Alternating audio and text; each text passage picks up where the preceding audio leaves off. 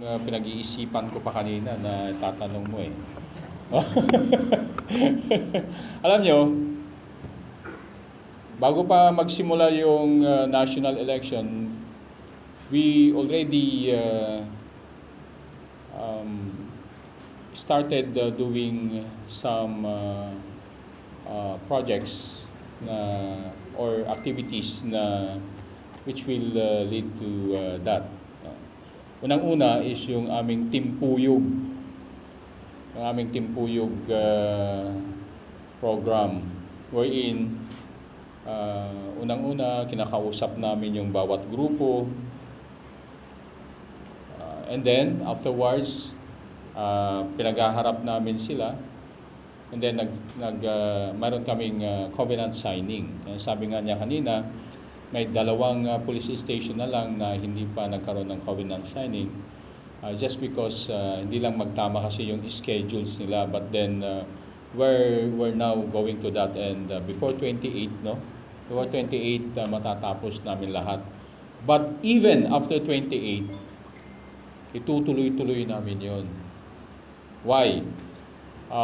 During the Timpuyog, we educate them on ano ba yung do's and don'ts, ano ba yung gagawin sa checkpoints, ano bang gagawin sa kanilang yung kanilang materials, ano ba ang size, saan ba dapat ilagay para hindi masayang kasi papatanggal din ng COMELEC pagka kung saan-saan nila nilalagay.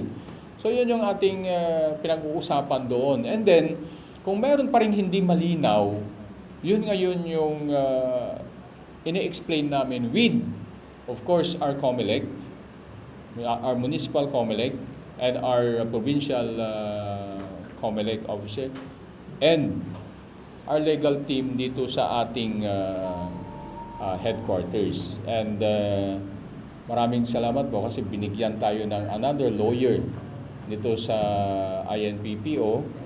Taga-Batak din po. So, tamang-tama yung tandem nila with our chief legal ngayon dito.